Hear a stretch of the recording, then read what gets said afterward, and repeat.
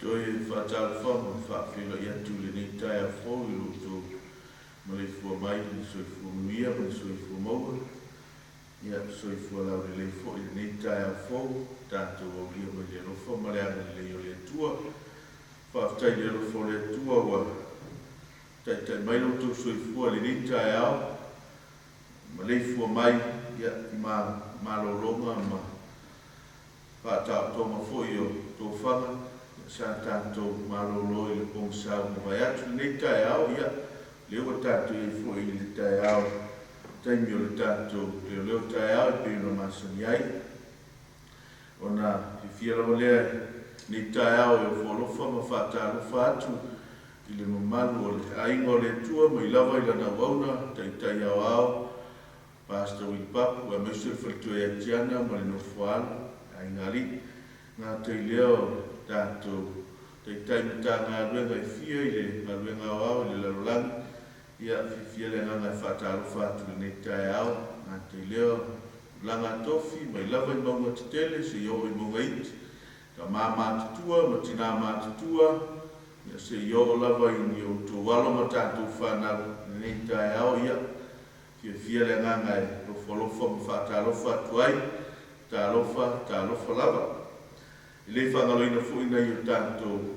wō ma paanga mesi fo I lātou sa mō mwhai ona mō wale wanoa I whaafonga mai ai ma tātou muri mawina ia le ngalo le tua e ala I tātou sauninga I Leoleo Taeao sauninga I a fiafi ia fia le ranga I wholofa whaatalofa atu ai e atu le neia Taeao tālofa lava o leo tātou ia I le Masinalona Faale Nuuelua a Perila ia I lona asono le nei wa tātou au lia mai ia olo iai fo I le tusi o le tātou Leoleo Taeao mau le nei Taeao maua lea I le tusi o Coronito ia o le a maua mai ai se fe au o le nei Taeao ia tu o le nei mai aso o le ola whapa iaina. Tu o le nei mai aso o le ola whapa iaina.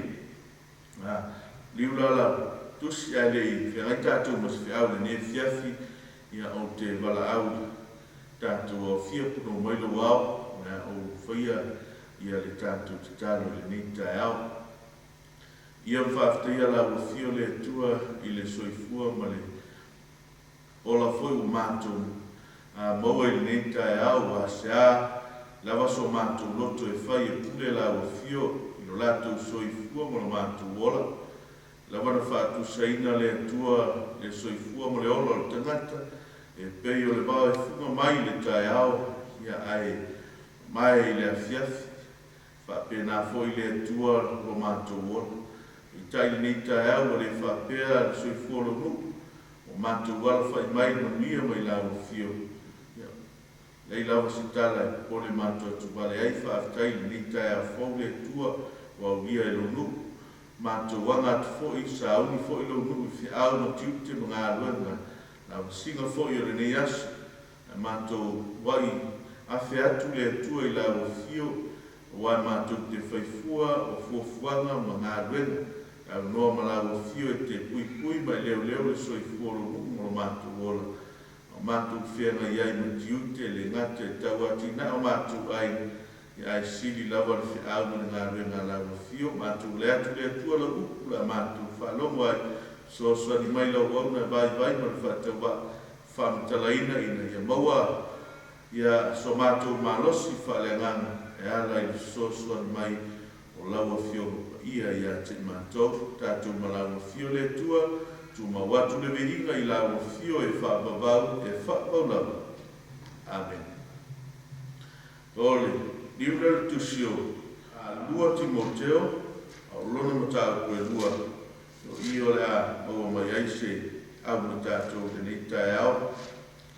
Ole a popo inga le apostolo, o Paulo, I lona atari I whale anganga o Timoteo, mai mo tātou le nei tai au ina ia mawhai ona tū mau I le ngā ruenga le tua lana wauna ia o le auna le tua o Timoteo ina i mwhai o na tu mau i le ngā ruenga, pei o na wala wina i le tua. Sila lai no na whai koe mos maritasi, ia o i nā lea a mai ai a le awa le tua i le ni Taeao. Lua Timoteo no tau koe lua, au lona whai e lua maritasi ala o mata no whai tau mai i le whai upu e lua sifuru. Mai le whai upu e lua sifuru, na iata whai upu e lua maritasi.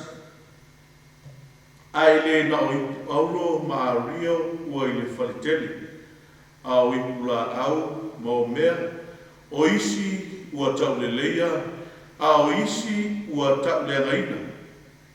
O le nei, ai se tasi e wha mamaha i a te ia ai nei mea, e whai o ia mai ua tau le leia, e wha saina, e au ngā i mōleri, ua saunia mō ngā ruenga ni leiu. O i nei ua whamatala i nai e le apostolo, ma popo i atu le apostolo i lona tali i whaleanganga o Timoteo. Au whenga i eila na au auna ma le whinangalo le tua ma ngā ruenga le tua. Ina ia mauti noa, mai loa e lona tali i whaleanganga o Timoteo. O tangata o le kalesia, e le tutusa uma tangata. Whai mai le whamtalanga le apostolo, e le na aulo ma a rio uai le whaliteli. O le whatusa a le apostolo i soifuanga o tangata, ma le toai ngā tangata, o le isi tangata e pei o le aulo, e aulo ana me e whai, e o ila na aunanga e aulo, o mea uma na te whaia, e o ai te tonu o lona ainga, to tonu o le kalesia a le atua, e pei o le aulo e whatusaina e pei o le ipu aulo, e pei o le ipu a rio, ua i le whalitele, au nisi tangata, whatusaina le apostolo, e pei o le ipu la au ma le ipu o mea, e a le ipu la au ma le ipu o mea, ia e iai le taimi e pala ai le ipu la au, e iai fo i le taimi e pa ai le ipu o mea manuti lili, e whapena le sila le apostolo, i soifuanga o tangata, e iai tangata e marosi e pei o le au, e iai tangata e pei o le ario, ai iai fo tangata e pei o le ipu la au, ma le ipu o mea, o isi ua tau le leia, a o isi ua tau le angaina, e lua ato i ngā tangata i tutonu o le kalesia, o tangata e tau le leia, maisi tangata e tau le angaina, aisea, le anga e le tutusa i a tangata e iaia e kalesia iai tangata le lei a toa whamaoni, e whai me silisili ngā ruenga le atua, ia ai e foi tangata, whatusa le apostolo, ma sila le apostolo, ia e pei o le ipu la au ma le ipu o mea, ia i le taimi e pa ai ma tae manuti li le ipu o mea, e whapena fo ia le soifuanga ma le ola. E le ai se isi e tu mauno na malosi e foi taimi a malosi mai ia whaososonga le ni lala, o na whapena le o na nuti li ia pepa le ipu o mea, ia ma wharenga ina. Ai whapena le whatusa le apostolo. A popo ia tu lo na tali I whaleanganga o Timoteo. Whamai lo le whaipa lusu ma le tasti. Lea e whaautu iai le whiaua le Taeao nei.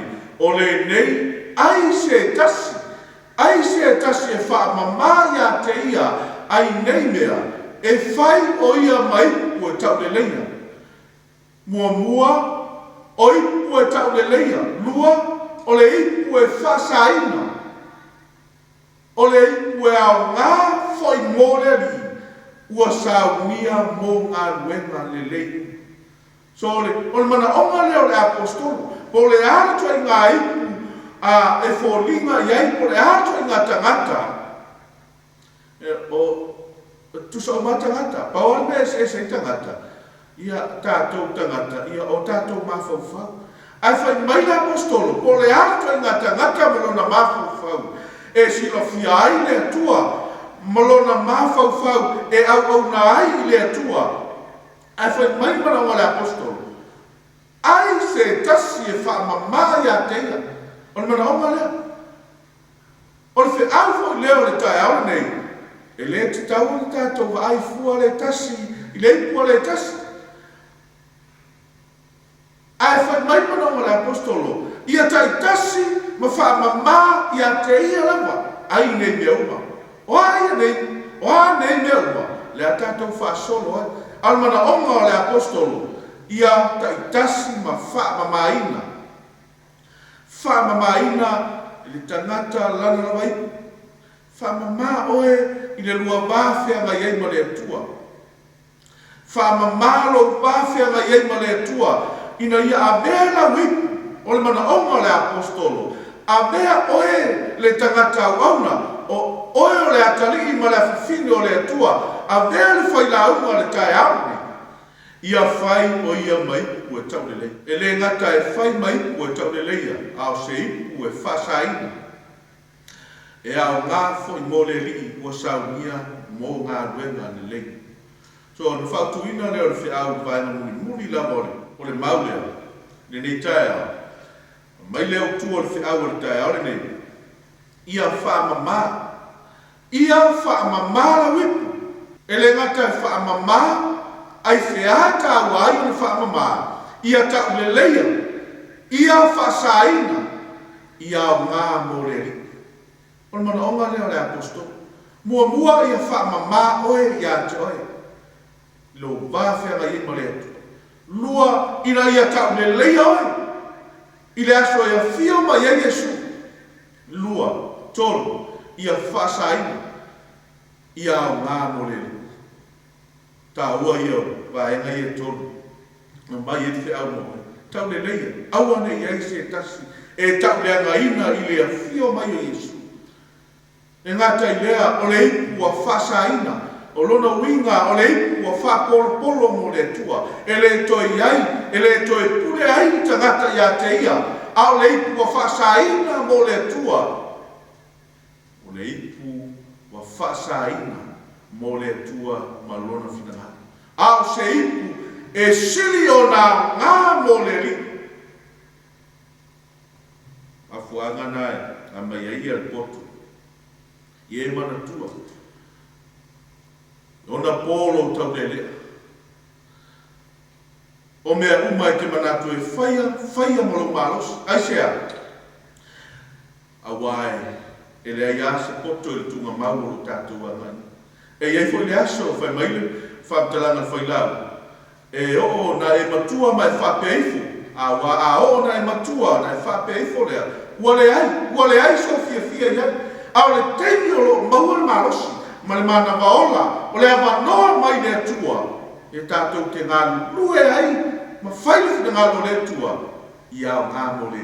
Iau ngālo soifua. Iau ngālo wola mo le li. O lau tūru nā tātou whiau te anu. Oe, silisila lo le whai posi mo le lima.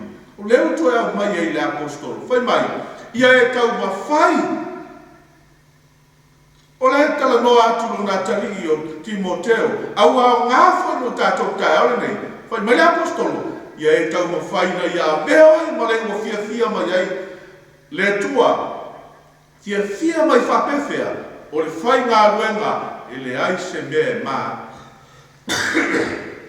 Whai ngā ruenga e le se mea maa. Lona winga. O le au na le tua. O le atali o le tua. Po le afafine o le tua. E le ai se mea maa. Ma Yesu.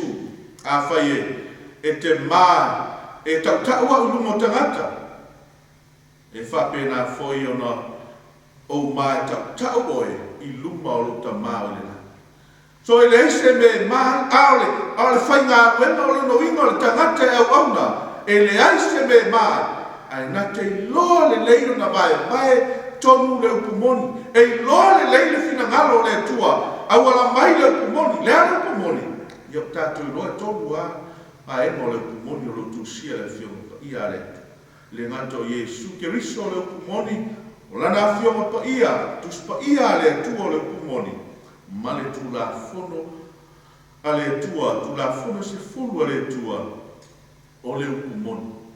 Ai loa le leio na vai tonu le upumoni. Vai tonu ina le upumoni. Mai loa le fai po spalfa. Fai mai ia e fa manatu ia te la tonu. Ia mea matau tino i luma o le ri. Aisea, awana i la tonu fe fina wai. I upu e le aisea o ngā. Ai fa se sei nai o e fa longo ia. O le tāua lea, ona e toi wawa ifo, ina ia mawhai ona wha mamala wipu, ma wha pai aina, ia o ngā mo le li la wipu. Aisea, lea ngai ei taimi e, ke whina wa ia, i upu e le sia o ngā. Ke whina wa ia i upu e le sia o ngā, ai whai maile apostolo. O le whawhitau ni, a ona whiwhina wa i upu e le sia o ngā, e whasise ai o e whalongo ia. So le tāua le na. O le whanau o le tua le nei Taeao. E iai upu e whiwhina wa iai. Whasise nai. Na tātou whasolo le whamai whai pusmole ono. Aia e tau mamau ma upu leanga. Ma le lea o ngā. Awa e tupu a tiri ai le a mio whaale mata. O le mana onga le apostolo. Ia whātau mamau le whanau o le tua. Mai se foi la to uma foi le fa fonga ni Taeao. Ia whātau mamau puleanga ma le lea o ngā. Awa e tupu a tiri ai le whaale mata. E uai le na le mata u tātou ia tātou upu. Mai foi busma le fitu. O a lātou upu fo ia ake e peo tupala. E iai me nio ma filetu. O hai e tangata. O tangata o lewa na lotu. Tangata na lato iai le amtaino le kalesia i Efeso. Na lato whaalongo fo i fe awa le apostolo. Ai mo whaalongo mawai lo le apostolo. Wa mata ona fe fina wa i upu lea o ngā. Ua i lo le apostolo. Ua ese fo i a lato wa o oma. Ma mea wa lato i loa ona tau au lea. Ua sila fia le apostolo. Ua mata ona whasei na ai. Ia nisi o tangata o le au whatuatua. Nisi o le whanau le tua. O i la ua ia. Whai mai ua se le kumoni. Ua se le kumoni. Nea nai whai mai ai. Ia le whamtalanga le apostolo. Ne whai upu lea. Sifuruma le ono. Whai upu lea na tātu whai tauina. Lua sumale tasi. Ia i loa na vai tonu le kumoni.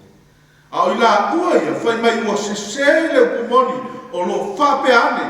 Ua mawai lava le toitu. Ua whaali liu e se ai nisi tangata i le whatuatua. O le mea leo sila fia le apostolo i tangata nei o ai. I la ua ia o fileto.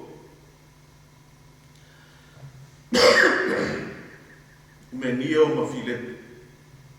Ai o le warning le apostolo. Ina nei whaseina ai nisi tangata i le whatuatua. Ae ui lava i lea. Mai no leo le apostolo. Ae ui lava i lea. O le whaavae mau o le tua. E tū lava lea.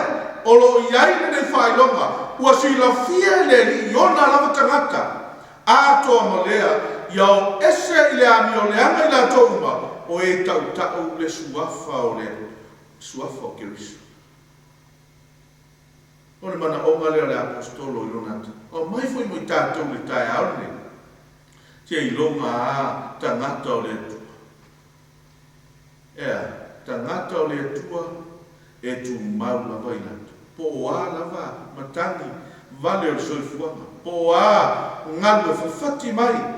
Ai le mawhai, ai sea leanga iai a tangata o le atua. O lo iai le nei whai longa. Ua si la fia le li iona lava tangata. Ato malea, mai no leo le apostolo. Ia o ese i le ami o leanga i la touma. O e tau le suafa o Keriso. Pai atu e le tangata uma. I wha tangata e fia e tau le suafa o Keriso. Ia aulu la tu whaia lava le ami o leanga. Le ami o le tonu. So al fe aule namu i tātou le Taeao. Le a ingo le atu. O le mana onga le apostolo pe me whai mai leo tu o le tātou fe aule Taeao le ni. Mai lau tōre whi au, ia whamamā lau ipu. Ia whamamā lau ipu, ia tau le leia, ia whasaina, ia au ngā mole. Mana o ngā le apostolo, lo wa inga le tae au ne, au ai te wa aifu oe i le ipu le tasita, lo usu ata. Aia e wa aifu lava oe i ati oe, ina ia whamamaina i tātou, tātou pāwhianga iei ma le tua, lua ia whasaina oe mo le tua. Lona winga, i tātou, ua wala wina whapitoa e le tua. I lona whina ngana, whasaina i tātou, whaina whapolo polo le tua. Le toi ule ai tātou i a tātou, ai ua ule le whina ngalo le tua i a ti tātou. Man vaena mumuri. Ia o ngā i tātou mole. Ia o ngā lo soifua mo lo wola mole. Nei mawhai, o na tātou i lore le whai tete. Le ngata o onga i tātou te whalongo ai. Ia a o upu fo i e whasise i nā i tātou.